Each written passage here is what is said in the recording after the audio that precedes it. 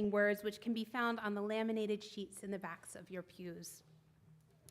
In the light of truth, the warmth of community, the fire of commitment, we gather this day. May the flame we now kindle be to us a symbol of the holiness we seek. Each week we recite our children's affirmation as a reminder of the most important element of who we are. I have very eager helpers this morning. Good morning, Kaylee. Good morning, all my friends. Thank you for coming up this morning. It's so good to see you. We are Unitarian, Universalists, the Church of the Open Mind, the Loving Heart, and the Helping Hands. Thank you, friends. Please rise in body or in spirit as we sing our opening hymn, number 34, Though I May Speak with Bravest Fire.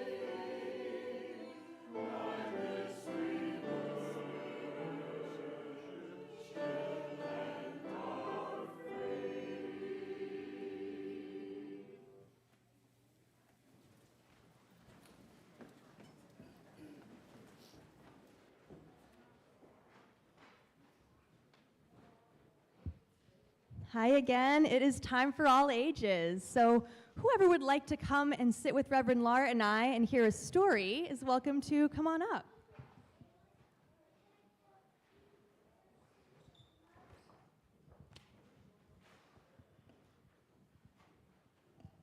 Great to see you today. Come on up.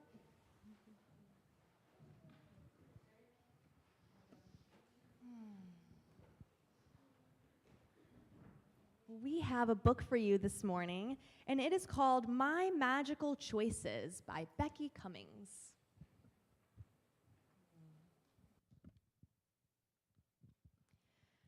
The choices you make have superpowers. They bring sunshine or rainy showers. So here are some magical things to do that bring the sun to shine right through. Listen closely to this life advice. Say, I choose, and end with something nice. Take some action, choose what you do. Repeat this often because magic lives in you. I choose to be helpful. Put toys away and feed the cat. You might just like a job like that. Just raise your hand or jump right in. When helping others, we all win. I choose to be patient. Take your time and wait your turn. Those are tricky things to learn. When life is slow, you've got to wait. Stay calm and know it turns out great. I choose to be confident. You know you can. You believe in you. All by yourself, you try something new. You don't give up when things get rough. You know you're made to be super tough. I choose to be generous, giving gifts for no reason at all. A cupcake, a flower, maybe a ball. Donating books, clothes, or toys fills your heart with bursts of joy. I choose to be calm. Let's all take a big breath. When you're upset, count to 10, or take a break, then try again. If still you find you're sad and blue, take a calming breath or two. I choose to be brave. You speak what's important, kind and true. Your heart leads the way and knows what to do. You try new things with a good attitude. You do it politely without being rude. I choose to be forgiving. If something makes you feel so sad, use words to explain the hurt you had. Then it's okay to let these feelings go. Heal your heart and let your smile show. I choose to be a good sport. Play a game and try to have fun. Say good job when it's all done. At times you win, at times you lose. Your attitude is what you choose. All right, I got 2 more. I choose to be honest. Mistakes are part of every day. They help you learn a better way. Just say you're sorry, make it right. The truth will make your heart feel light. Last one, I choose to be fun. You play, you dance, you joke, you sing. You enjoy what each moment has to bring. You do not need to follow the crowd. Be silly, be you, and laugh out loud. You are the captain of your own ship. You steer the wheel on this magic trip. So wisely choose the things you do, and always remember, magic starts in you. Thanks for listening. Did anybody have a particular choice you heard in the book that you thought was a really important one?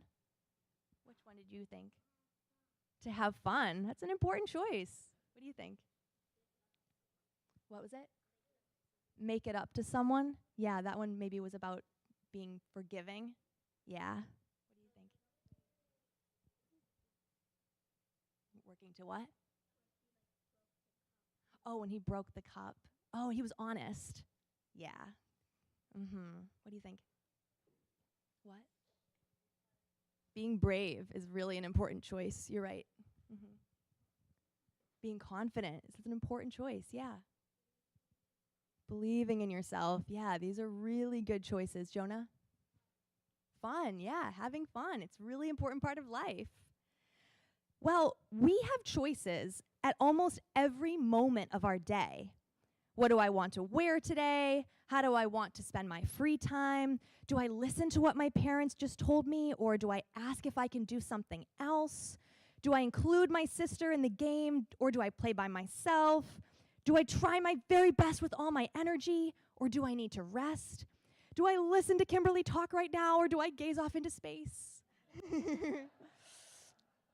All of these choices might seem small, but when we put them all together, they make up our life. Every day, we get to choose how we think and how we act. So as you go into RE classes today, you have a choice. Will you choose to think, class is going to be boring, so I'm going to be grumpy? Or will you choose to think, class will be fun, so I'm going to listen and participate with my friends? Every day, you get to choose how you show up in the world and who you want to be. So for today, I hope you choose listening and fun. All right, everybody, let's go to our classes. Thanks for listening.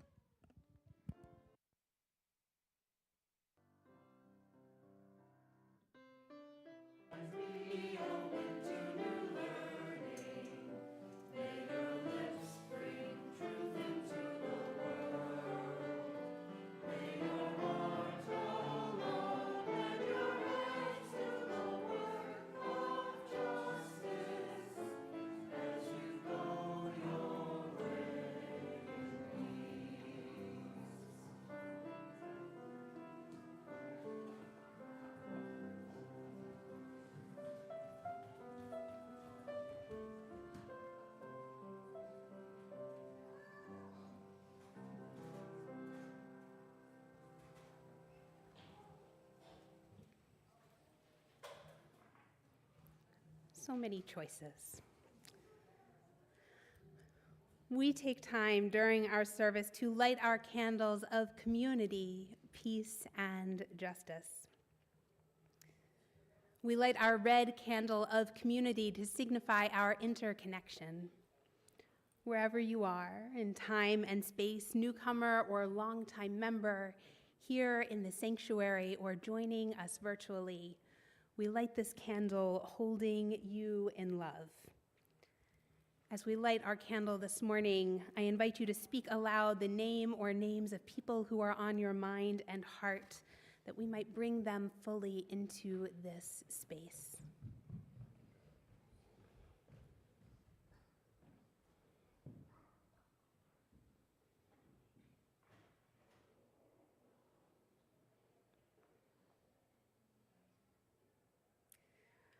We light our blue candle of peace for all the places worldwide where people live with the threat of war and violence.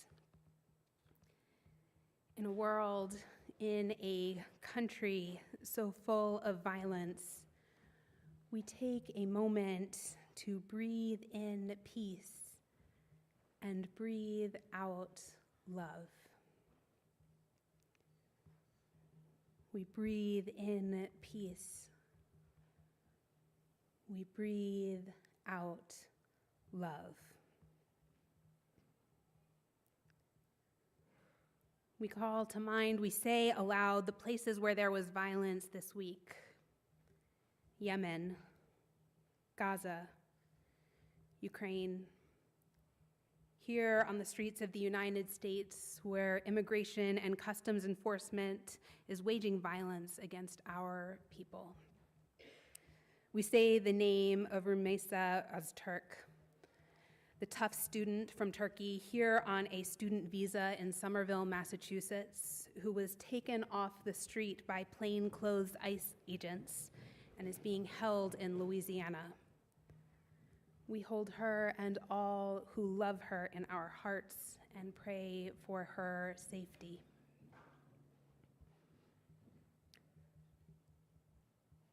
And we light our yellow candle of justice. Tomorrow marks Transgender Day of Visibility, a day dedicated to celebrating the lives, the joy, the thriving, the accomplishments of trans people. With the safety of our transgender beloveds under attack, we use this day and every day to celebrate and support the thriving of all who are trans, who are gender nonconforming, who are gender expansive. May all people everywhere live their lives in freedom. And may we each do our part in the work for justice and liberation for all in our global community. As we recommit ourselves to the work of love and justice, let us each voice our commitment by saying amen. Our prayer today comes from the Reverend Heather Ryan Starr. Spirit of life and love, may I move gently through this cloudy, murky, gray day. May I remember that this is just one day and that showing up is at least half of what is asked of me. May I set aside my underlying anxiety that I will not get to everything and put my trust and faith onto the riverbank of human community. We are working together. I am not alone. There is a love holding me that is unconcerned with my day's to-do list and more concerned with my spirit's survival, even its thriving in this beautiful, challenging world. May we all remember that Rome wasn't built in a day, that our efforts are part of an ongoing stream of efforts, of lives being lived beside one another, shoring up this world. May what little I do today be for the greater good. May I be gentle with others today as I long for others to be gentle with me. We take a breath together. We spend a moment in silence that we might hear the prayers of our own hearts.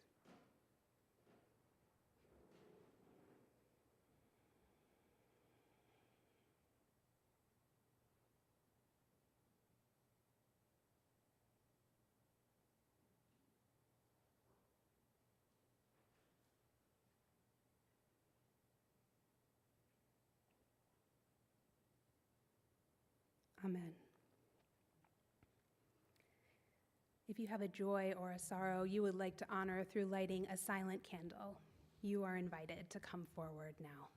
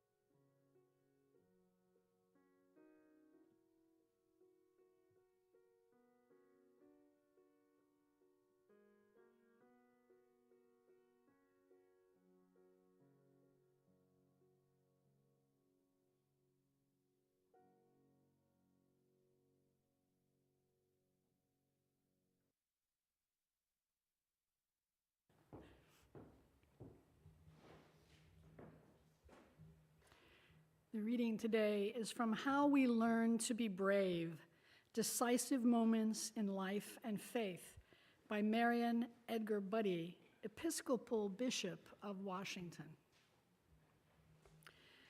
Decisive moments are marking events. They stand out in our memory and are what others often remember about us. Decisive moments are almost always preceded by seasons of preparation, and they are followed by an equally important season of alignment in which we learn to live according to what the decisive moments revealed, clarified, or set in motion. How we prepare for decisive moments determines our ability to step up to them when they come, and how we live in light of our decisive moments is, in the end, what determines their significance. Moments like these are preceded by seasons of preparation, practice, and intention, of making countless daily decisions that determine our capacity to be brave when called upon or when we're summoned not of our own choosing. Its ultimate significance is determined by how we live after the moment passes. Decisive moments involve conscious choice, impressing their importance upon us as we experience them, for we know that we're choosing a specific path of potential consequence. In a decisive moment, no matter how we got there, we no longer see ourselves as being acted upon by the slings and arrows of fortune or fate, but as ones with agency. We're not on autopilot. We're not half engaged. We are, as they say, all in, as shapers of our destiny and co-creators with God. For as the word itself suggests, in a decisive moment, we decide.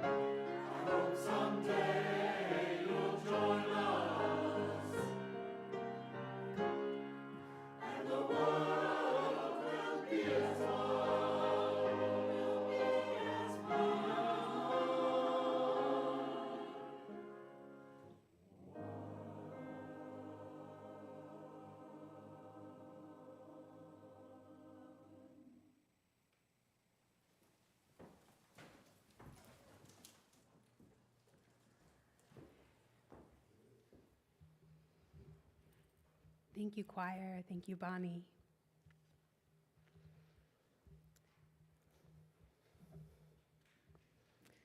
The Right Reverend Marianne Edgar Buddy, whose quote you heard from Tirza in the reading, was in the news a few months ago as the bishop who provided the homily at the service of prayer for the nation following Trump's inauguration. In this homily, Reverend Buddy provided a masterclass in speaking truth to power, in what it means to show up with integrity and love in this time, in how to be brave. If you haven't seen it, at the end of the homily, she addresses President Trump, who is sitting in the front row, directly. "Let me make one final plea, Mr. President," she says. "Millions have put their trust in you, and as you told the nation yesterday, you have felt the providential hand of a loving God. In the name of our God, I ask you to have mercy upon the people in our country who are scared." She asks him to have mercy on queer and trans children, to show mercy to immigrants. May God grant us all the strength and courage to honor the dignity of every human being, speak the truth in love, and walk humbly with one another and our God for the good of all the people of this nation and our world, she concludes. Now, Reverend Buddy was perhaps the perfect person for this moment, given that she had already literally written a book about bravery and the ways we respond to decisive moments. In fact, she had already been in the spotlight for her response to President Trump several years earlier. You may remember that in 2020, after the murder of George Floyd, Trump walked to St. John's Church in DC. There, he talked about how great our country is while holding an upside-down Bible. This after threatening military force against American citizens engaged in protest. After that event, Bishop Buddy wrote that she mustered every ounce of authority she could claim as the Episcopal Bishop of Washington. "President Trump does not speak for St. John's," she told the Washington Post.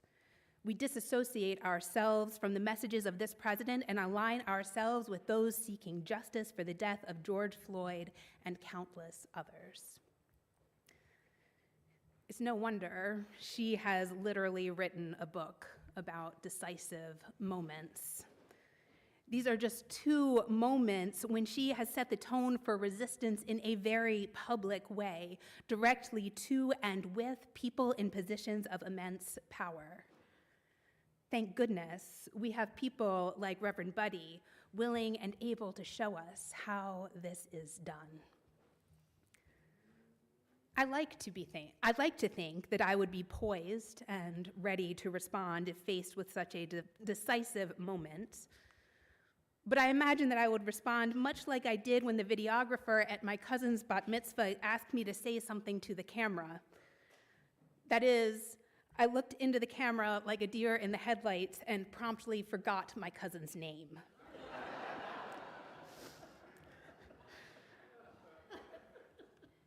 Responding articulately in the moment, particularly with a camera in my face, might not be my strong suit.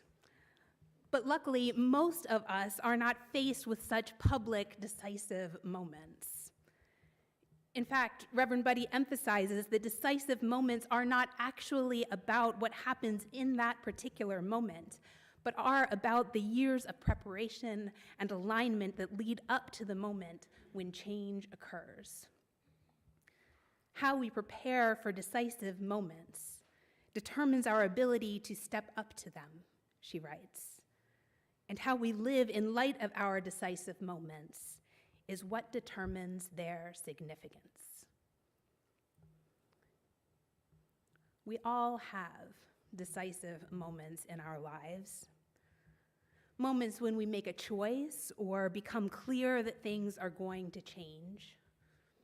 The phrase decisive moments makes us think about things like how we respond to a critical event, whether we go left or right at the fork in the road, whether we listen to the voice calling us to stay or to go.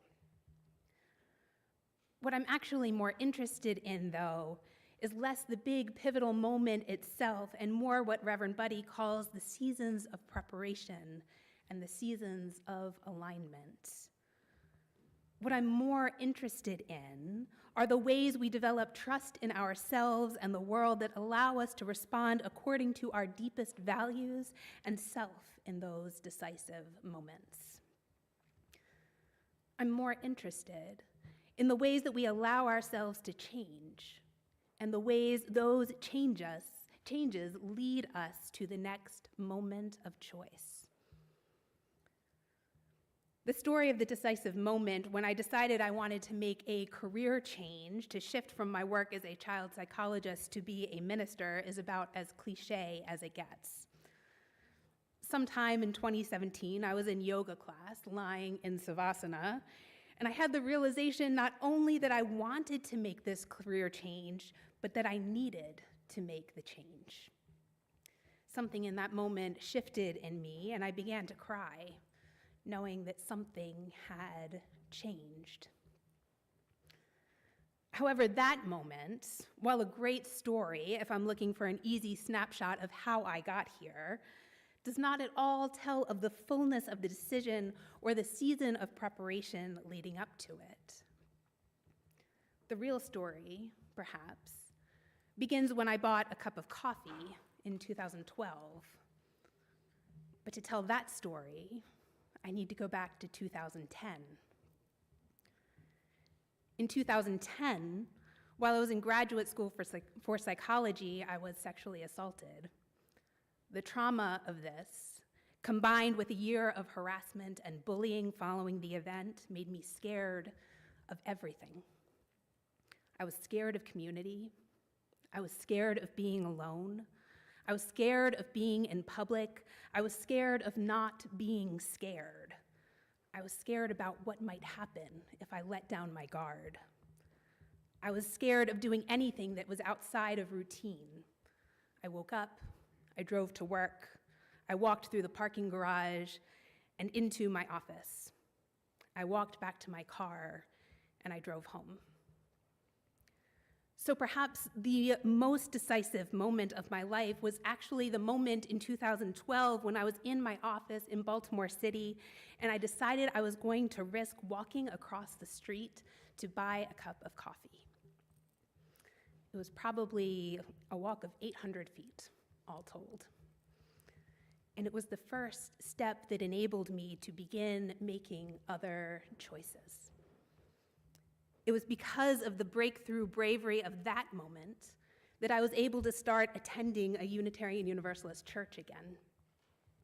Too afraid of community, my first weeks involved going and sitting in the parking lot, then months of sitting in the back pew, always on the end, and making a hasty retreat as soon as I was able.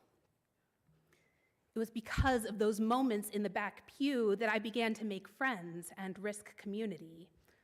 It was because of those back pew moments that I was drawn back into our faith in ways that saved me. It was because of those first few trembling steps that I began to discover how to trust myself and the world again. Through that faith community, I was drawn into conversations about justice and how we live in alignment with our values. I began doing more work to understand my own identities and privileges, my queerness, my gender, my whiteness, my Jewish identity, my identity as a survivor of sexual violence. I worked to understand my family history and my place in our country. I worked to understand how all oppression is linked, how my story fit into the larger picture of the world, and how my struggle and survival, my thriving and freedom, was indelibly linked to the thriving and freedom of others. I remember the moment when I decided to show up for my church's roadside vigil, proclaiming that Black Lives Matter and denouncing state-sanctioned violence against people of color.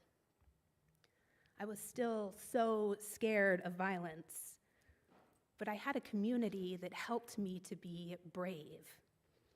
I had relationships that reminded me about the importance of being present and showing up. It was that internal work and those small moments that led to the decisive moment when I chose to go to Charlottesville, Virginia in 2017 in opposition to the Unite the Right rally. Being with people of faith showing up in the face of violence and evil was empowering and terrifying and life-changing.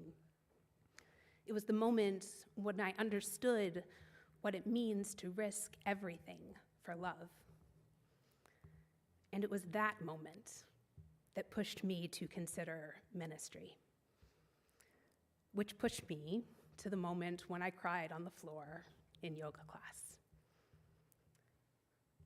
When you write it like this, it all sounds fairly dramatic. And I'm certain that your story, whatever it is, would sound exactly the same. The story of that inconsequential choice you made that resulted in you meeting your spouse, which shaped your career, which led you to the family you have and the place you are now.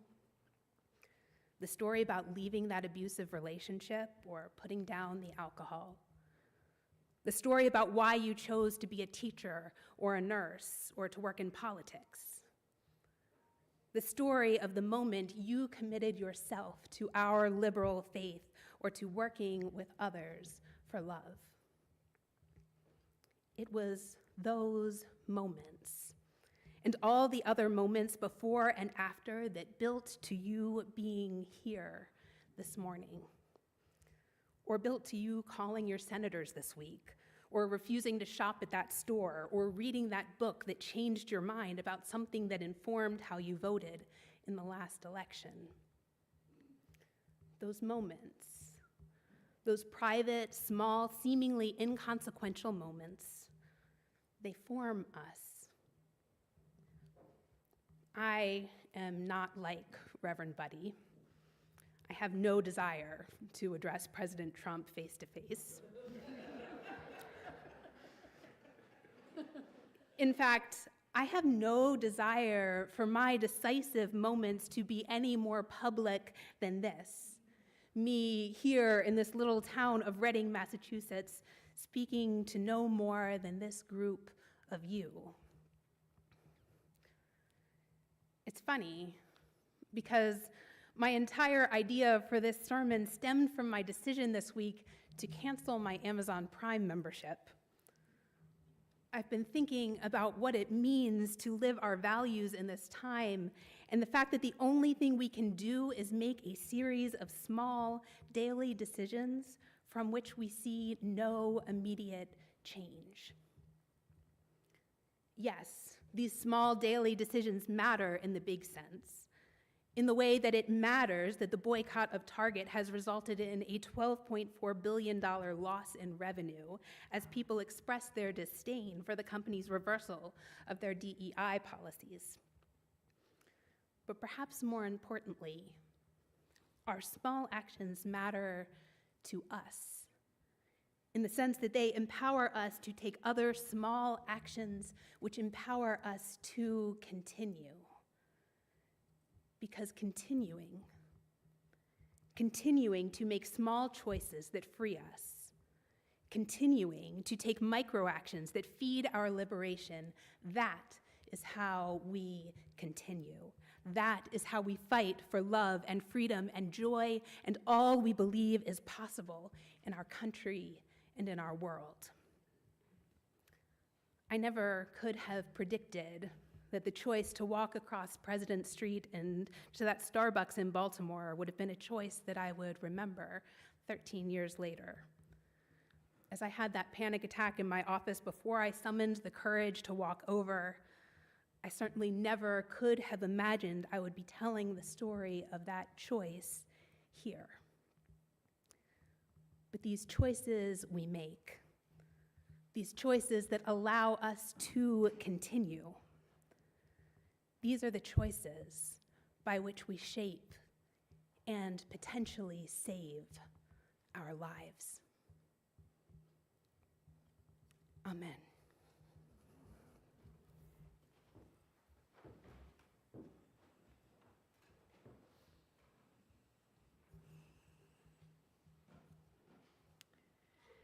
A simple yet powerful way for each of us to help heal the world is to learn about and support the good works of charitable organizations and become more involved in our community.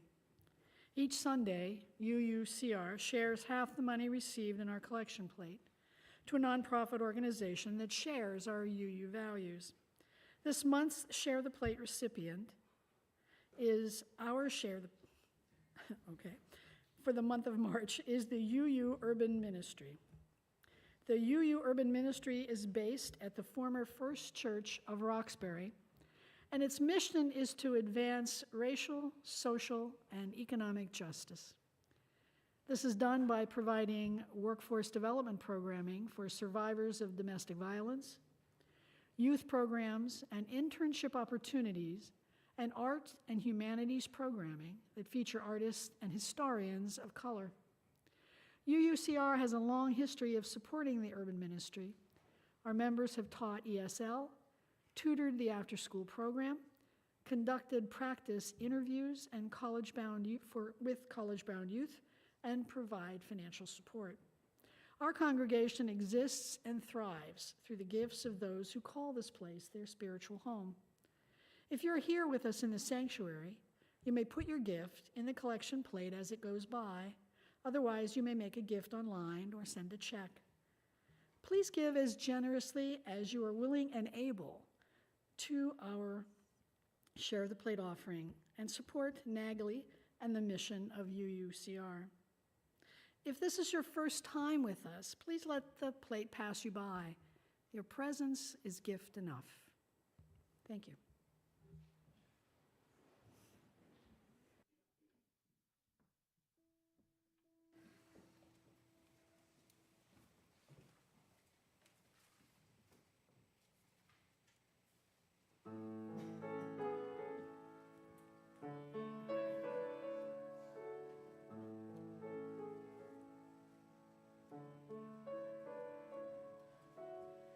In this very room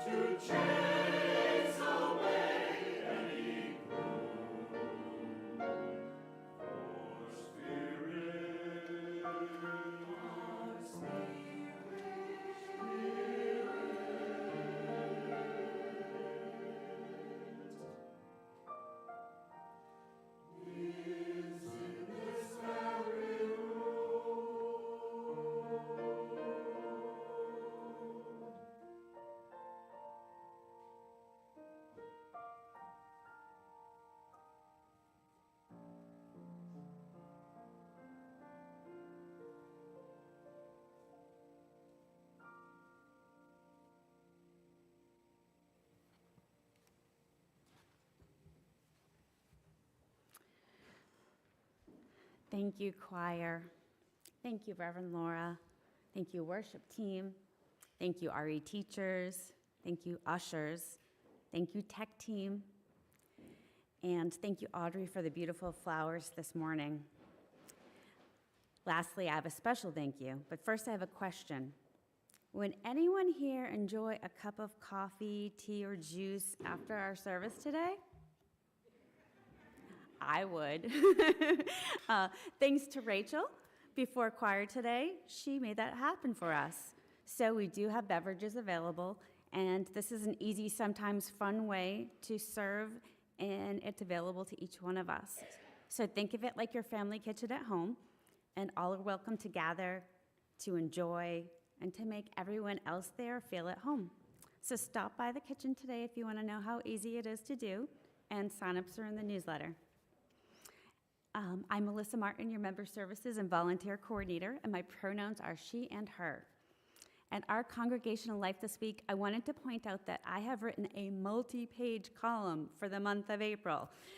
It highlights a variety of topics, such as summary of our March Community Chapel on welcoming and sustaining this community, and in our upcoming membership activities that foster connection and growth as individuals and a faith community. Here are just a few of those highlights. New visitors, come to our new visitor welcome next Sunday, April 6th, from 11 to 11:15, and then stay for our optional spirituality drop-in group from 11:15 to 12:15. This group is a one-time, no-obligation opportunity to participate in small group conversation, and it's much like our chalice circles operate, and so all friends and members are also invited to this to participate. On Sunday, May 4th, join us from 11 to 1 for our membership class. Get to know UUCR.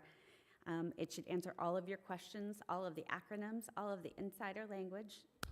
Friends who have been attending but have not yet signed the membership book are encouraged to connect with me or Reverend Laura about next steps in your membership journey and to discern if UUCR is your spiritual home. Those wishing to make their membership official will be warmly welcomed at one of our upcoming new member Sundays. Today's the deadline to participate for next week's service, and the final new member Sunday service of this church here will be on June 1st. You can see all of the details in the newsletter. I'm very excited to say we have 5 new members joining us next Sunday. Yeah, and we have 2 more that are signed up for June. So I'm just so happy to welcome you all in. For today after service, again, thank Rachel, please, for the refreshments. And those who are planning to stay for our end-of-life planning workshop, the Conversation Project, it'll be right in Fellowship Hall. As a certified conscious dying coach, end-of-life doula, grief educator, you name the guidance that I offer, I'm honored to lead this workshop for you. Later today, join us in honoring, celebrating, and supporting transgender and non-binary individuals and communities at the Transgender Day of Visibility Visual of Love and Support at the Woburn United Methodist Church. It's at 4 p.m. today. Thank you all who made today's possible. Thank you for being a vital part of our congregational life. And now please rise in body or in spirit and join us in singing our closing hymn. It's number 126, Come Thou Fount of Every Blessing. Praise.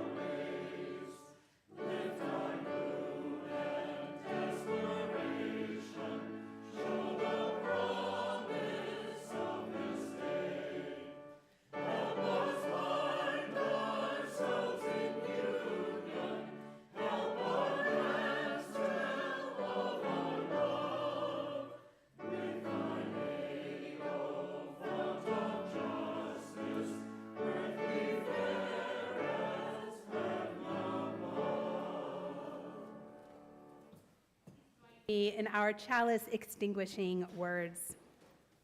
We extinguish this flame, but not the light of truth, the warmth of community, or the fire of commitment. These we carry in our hearts until we are together again.